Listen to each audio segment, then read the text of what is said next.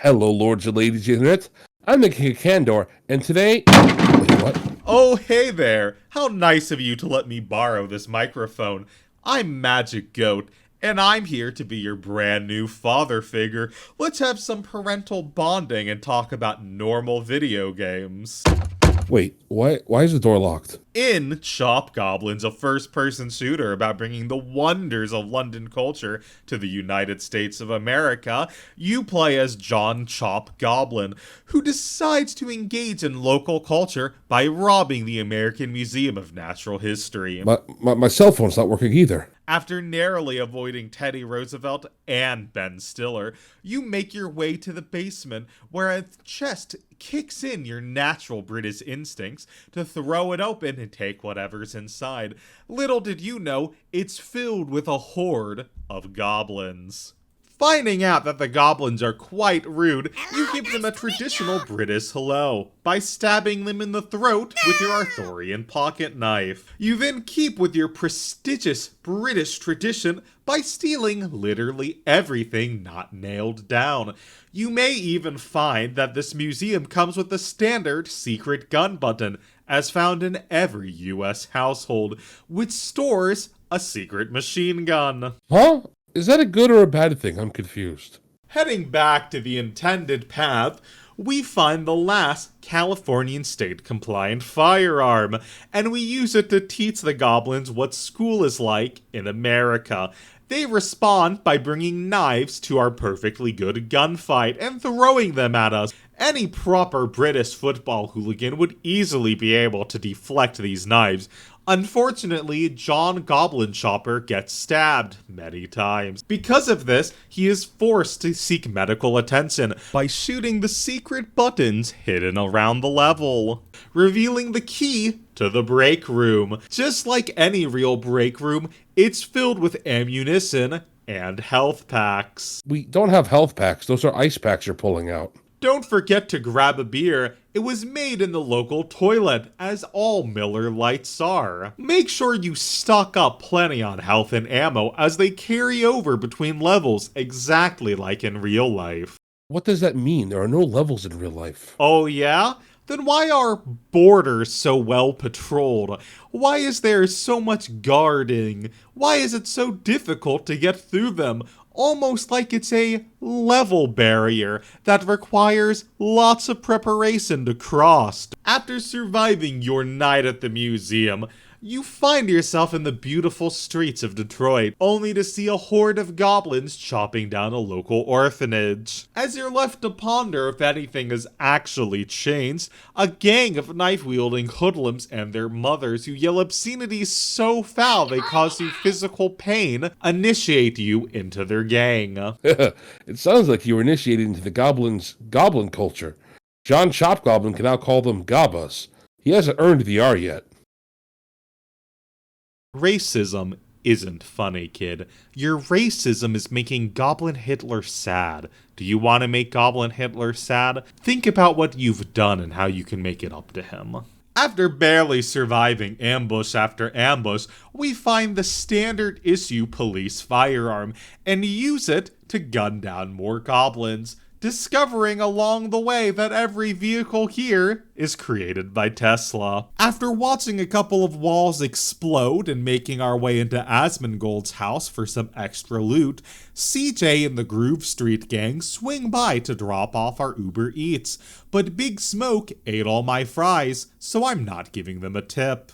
Afterwards, we make our way into the average Russian apartment block, only to find it flooded with slur goblins who prove that maybe sticks and stones can break your bones, but words hurt a whole hell of a lot more. Don't forget to get the ivory powder horn taken from the Second Boer War hidden in the walls.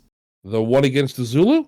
No, that was the Anglo-Zulu War. The Second Boer War was against the Dutch, who hated the Nether so much they moved to South Africa. Do try to keep up. From here, we finish the apartments and legally enter the tube. Minding the gap, we find a time portal, which means that John ChopGoblin finally understands the plans of the goblin. They are clearly trying to revive Count Dracula. I'm sorry. What? Dracula, I told you, please keep up. We don't have a lot of time to spell things out, kid. Chasing the ChopGoblins through space and time, we find ourselves in Dracula's palace. We prepare ourselves for the confrontation ahead by drinking every bottle of wine available. Oh, what type of wine? Transylvanian treasures sold wherever you're not located. Speaking of location, the Romanian army has heard about what we are doing and have decided to come and put us down. After barely surviving our military execution, we find our way deeper inside, where Garfield, Dracula's pet cat, attempts to unhinge its jaw and eat us like we're a piece of lasagna. After barely surviving that, we find 3 bizarre stone masks that open the way further into the castle. Is this a motherfucking JoJo reference? But first, a detour. We head upside where we find that Dracula's wives float around on brooms. Who knew that Dracula was that into goblin women?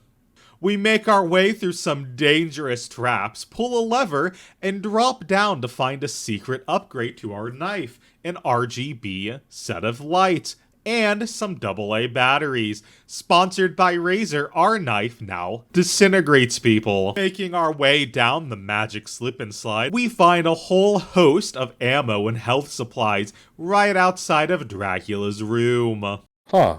They must have been left by the Belmonts.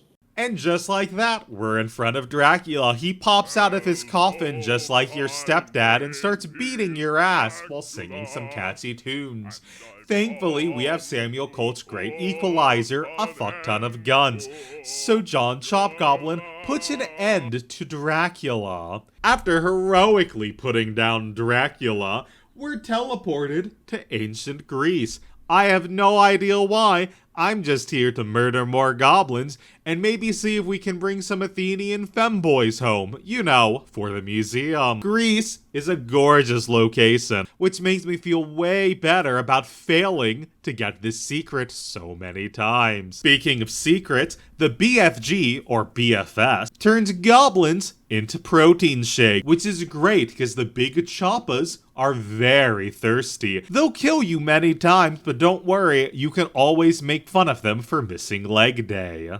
Wait, is this a bathhouse? Yeah? Why?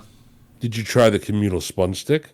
You get one more chance before I take away your speaking privileges. By the way, don't forget that if something is red, it means it explodes. After exploding ourselves and fighting off more of those gosh darn Garfields, we find some secret jump pads and a secret lava bath. It's not that interesting until we get to the temple where we solve the world's simplest puzzle, obtaining the BFS for realsies this time.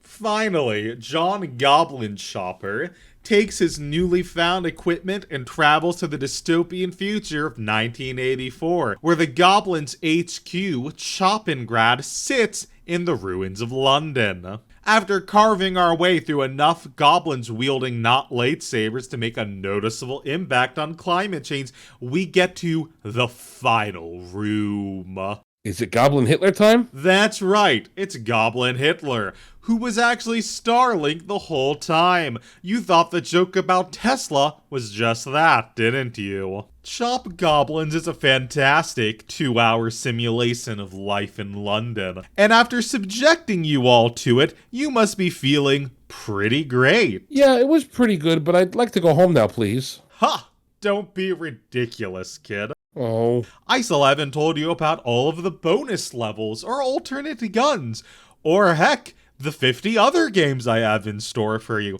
But don't worry, as your new father, I'll make sure to properly educate you on all of those things. But before that, you all deserve a little break for being such great listeners.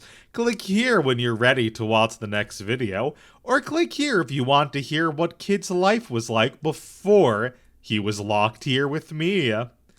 That's all for now. I was Magic Goat, and I love all of you in a very normal way.